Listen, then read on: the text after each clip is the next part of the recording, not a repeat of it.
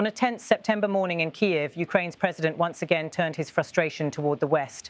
Russia's escalating drone attacks, some breaching the sovereign skies of NATO ally Poland, have triggered alarm across Europe. But to President Volodymyr Zelensky, the real crisis is not the drones themselves, it's the silence that follows. Unfortunately, as of now, Russia has not received a harsh response from global leaders to what the Russians are doing, a response in the form of action.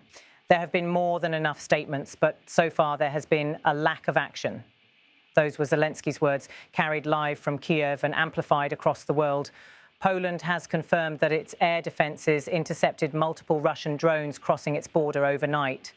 Warsaw scrambled jets, radar systems lit up, and NATO command centres tracked the incursion. Yet, while the Polish military reacted decisively, Western capitals offered only familiar words, statements of condemnation, warnings of escalation, and promises to monitor the situation. To Zelensky, this is not enough. For him, the pattern has become all too clear. Since Russia's full-scale invasion in 2022, Ukraine has urged its allies to see every violation, whether in Kyiv, Kharkiv or Krakow, not as isolated accidents, but as deliberate probes. Moscow, he warns, is not improvising, it is testing. The Russians are testing the limits of what is possible. They are testing the reaction. They are recording how the armed forces of NATO countries operate, what they can and cannot do yet, Zelensky declared. This statement speaks to a deeper anxiety inside Ukraine, that Russia is systematically studying the West's hesitation.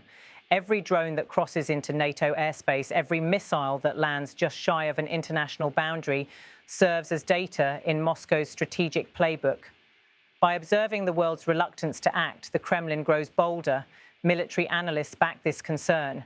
Russia's drones, often inexpensive and deployed in swarms, serve dual purposes.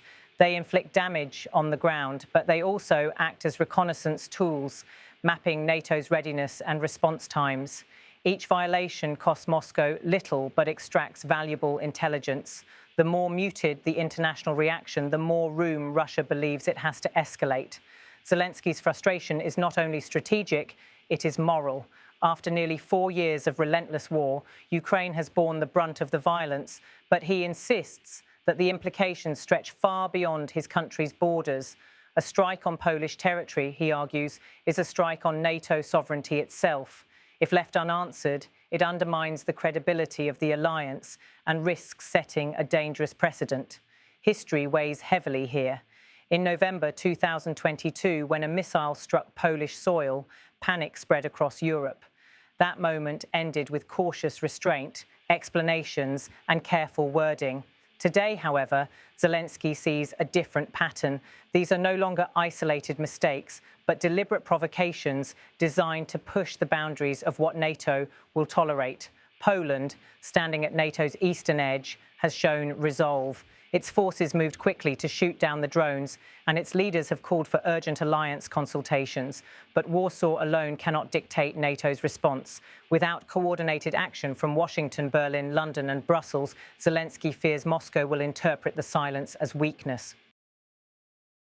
Inside Kyiv, officials describe this as part of Russia's psychological war, a campaign not only fought with missiles and drones, but with patience and perception.